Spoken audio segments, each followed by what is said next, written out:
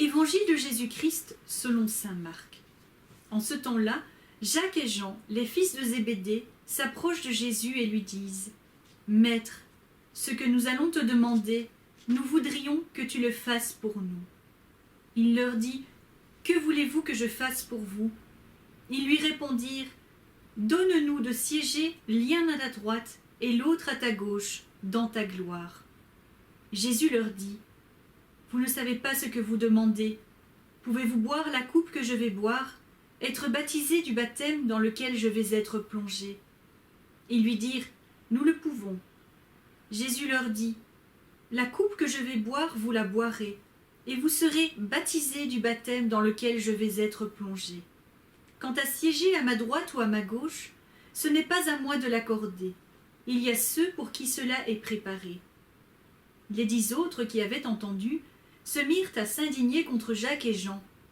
Jésus les appela et leur dit « Vous le savez, ceux que l'on regarde comme chefs des nations les commandent en maîtres. Les grands leur font sentir leur pouvoir. Parmi vous, il ne doit pas en être ainsi. Celui qui veut devenir grand parmi vous sera votre serviteur. Celui qui veut être parmi vous le premier sera l'esclave de tous. Car le Fils de l'homme n'est pas venu pour être servi, mais pour servir, et donner sa vie en rançon pour la multitude. » Parole du Seigneur. Heureux de vous retrouver. Texte que nous connaissons, que vous connaissez, on l'entend souvent. Alors que de fois est-ce qu'on n'a pas entendu dans les, vous savez, dans les petites analyses comme ça, un petit peu superficielles, que le drôle de Lascar, hein, ces fils de Zébédée, enfin demander à Jésus où est-ce qu'on siégera, à ta gauche, à ta droite, on va être avec toi, enfin cette espèce de préséance comme ça, et on avait l'impression qu'ils étaient un petit peu des gros coups, comme on dit, je ne sais pas si vous parlez parfois un peu le russell-ouest, c'est un joli mot, un dickeneck. Un dickeneck, ça veut dire un gros coup, quoi, un dickeneck, un coup contre un grand. C'est pas ça. Au contraire, quelle intelligence chez ces apôtres. Qu'est-ce qu'ils demandent à Jésus? D'abord, Jésus, on a quelque chose à te demander. Il s'approche de Jésus. Vous avez vu le texte? Il s'approche de Jésus. Pourquoi est-ce que l'évangéliste va nous dire ça? Il pouvait très bien dire, Jacques, voilà, et demande des gens, demande à Jésus une telle chose. Non, il s'approche. Parce que bibliquement, s'approcher, ça veut dire se mettre en contact avec Dieu.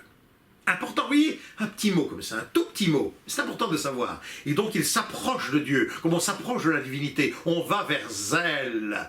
Et ils ont une question, ils pourraient la poser tout de suite. Non, non, non, non, maïeuticien Jésus. Voilà, un petit peu comme quand vous demandez, rappelez-vous quand vous étiez enfant, vous demandiez quelque chose à votre papa, à votre maman, bon, peu importe. Papa, est-ce que tu crois que... Papa, au lieu de dire, papa, pour Noël, tu m'offres un cadeau, bien entendu. Oh, pardon, excusez-moi, je croyais que c'était le Père Noël. Et donc, tout est là, bien entendu. Ils s'approchent, et puis Jésus leur dit, vous avez quelque chose à me demander? Et alors, ils le mettent.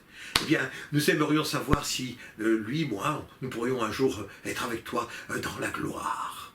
C'est fantastique, hein? C'est fantastique, hein? Au contraire, regardez quelle est leur intensité de foi. Ils ne demandent pas des récompenses, ils ne demandent pas être les premiers, c'est pas ça qu'ils veulent. Ils veulent partager la gloire de Dieu. Ce que les 10 autres, là, hein, qui étaient en train de ruminer derrière, oh bien, ils auraient pu le faire aussi. Ah non, ils se sont positionnés, les 2 fils. Seigneur, est-ce que nous serons dans ta gloire? Est-ce qu'il n'y a rien de plus beau pour un chrétien que d'être dans la gloire de Dieu? Eux, ils l'ont fait. Ils l'ont fait. Jésus va être très simple. Il dit, voilà. Est-ce que vous pouvez boire du vin que je... Nous pouvons. Alors, ils iront jusqu'à la mort. Hein. Est-ce que nous pouvons... Bien sûr, baptisé, plongé dans... Nous le pouvons, très bien. Alors il y a cette phrase, bien sûr, un petit peu spéciale, n'est-ce pas, qui dit, quant à vous donner une place à gauche et à droite, voilà, ça ne dépend pas de moi, ça dépend de mon Père. C'est une phrase qui n'est pas simple. Je ne vais pas vous donner une interprétation qui serait scabreuse, fallacieuse, dangereuse, je ne vais pas faire ça. Ça pose question. Mais par contre, la gauche et la droite est intéressante. Surtout dans cette culture, il faut voir la culture dans laquelle on parle, culture grecque, culture romaine, culture juive. Eh bien, n'oubliez pas qu'on était rempli de soldats, de centurions, de militaires, d'hoplites et de tout ce que vous voulez. Et donc, qu'est-ce qu'il y avait? La gauche, hein, avec le bouclier, et la droite, avec le glaive. La gauche et la droite, eh bien, c'est tout simplement, on y va. On marche, on se protège, on avance, comme vous dans la ville, vous avancez dans votre existence, vous avancez, mais hop, attention, coup dur, hop là, hop, maintenant, et on avance, la gauche et la droite. Est-ce qu'on sera dans ce mouvement-là, dans ta gloire? Magnifique, magnifique, chapeau les gars. Pendant ce temps-là, les 10 autres, avec quelque chose d'épouvantable, la jalousie. Alors, est-ce que je suis béni du Seigneur? Je n'en sais rien, mais c'est un sentiment qui n'est pas en moi. Annoncez-moi que mon voisin a la plus belle maison, la plus belle ceci, la plus belle, la gloire, tout ce que vous voulez, ben, tant mieux pour lui. Mais la jalousie, hein. Alors on m'a dit un jour, c'est parce que tu n'avais pas de frère, de sœur, que tu n'as pas vécu cela. C'est très possible, je ne peux rien dire. Mais la jalousie, c'est abominable. Et oui, ils sont beaux être apôtres, ils suivent le Seigneur, et ils sont en train de rouspéter. Que c'est petit, petit. Et Jésus les appelle, il dit, venez un peu ici, vous là. Qu'est-ce que vous êtes en train de raconter? Qu'est-ce que vous êtes en train de raconter, là, comme ça? Voilà. Et là, il va leur donner un petit peu une petite leçon, mais très importante. Très importante. Attention. Le Seigneur dit, si vous voulez que ça se passe bien, si vous voulez, un jour, vous, votre place aussi au paradis, eh bien, il faudra être serviteur. Mais arrêtons de croire, frères et sœurs, chers amis, qu'être serviteur, c'est être larbin. L'évangile n'est pas quelque chose pour les larbins.